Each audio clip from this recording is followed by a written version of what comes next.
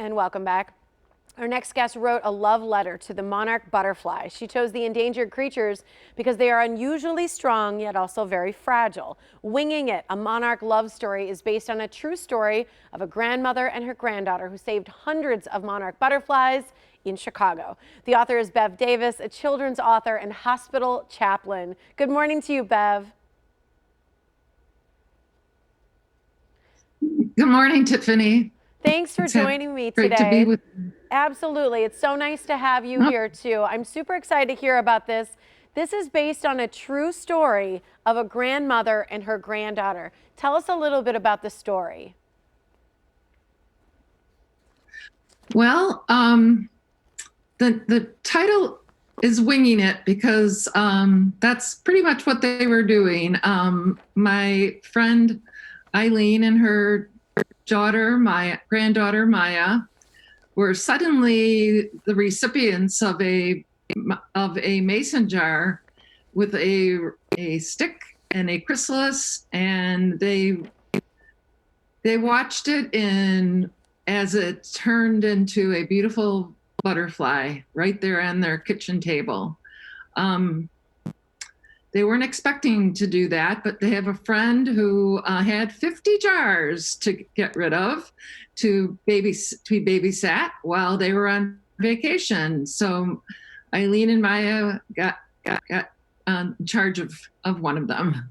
You know, that's a great responsibility, and something I think a lot of people can relate to is seeing, you know, a caterpillar turn into a butterfly. We've all seen that as kids. Why are mason jars such a unique way to help the monarch butterfly? Oh, a mason jar, a jelly jar, a large jar, wide mouth, anything like that would work. But a mason jar, because it's open, has a wide mouth, it's easy to get the stick in there. They only eat milkweed, so you have to put the milkweed leaves in there, and it just keeps them less than easier to feed and easier to work with. Well, I'm glad you brought that up because the only food that they eat is milkweed, and that's why they're becoming endangered, is because the milkweed supply is waning as production and development ensues. And so we need to continue to plant this native plant of milkweed to be able to help the monarch butterflies continue to exist, and that's why they're endangered. Right. That is definitely true.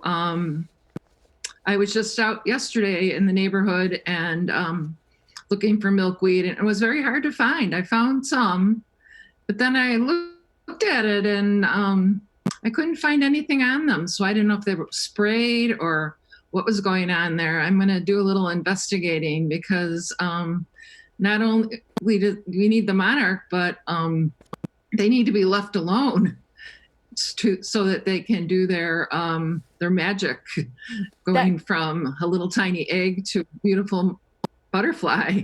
That's a great point. They need to be unsprayed, like you said, and really taken care of and in the wild. You know, what made you decide you wanted to be a children's book author? Because this is not your first book, and I love the fact that your other series came to you in a dream. Yes, yeah. It's amazing because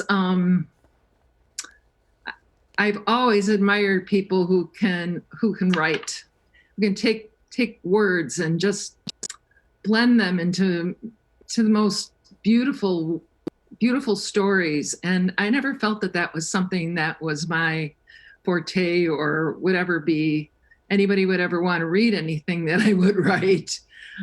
But I'm a very visual person. I worked as an interior designer for many years. So that's why I think I had the dream, and the dream was very visual.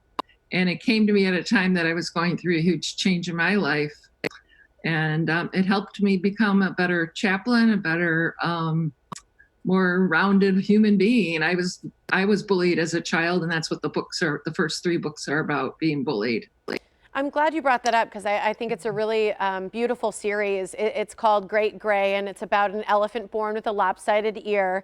You've become an anti-bullying expert because of the experiences you had. And one of the things that touched my heart was how you said, you know, because of being able to write, because of being a chaplain, because of doing all this is the reason you're able to speak with us today, because you were so scared of public speaking. And I think that's such an incredible message to share with people, that you can find your voice even though you experience hardships even as a kid.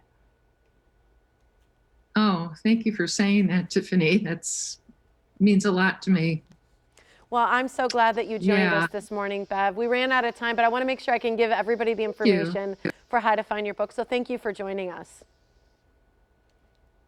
Oh, thank you. Thanks a lot. You Take bet. care. It's a beautiful book, and you can order Wing It from any independent bookstore. You'll find it widely available. It's at places like Target, Barnes & Noble, Amazon, all the good places. To learn more about Bev Davis, you can check out her website. It's bevdavisauthor.com.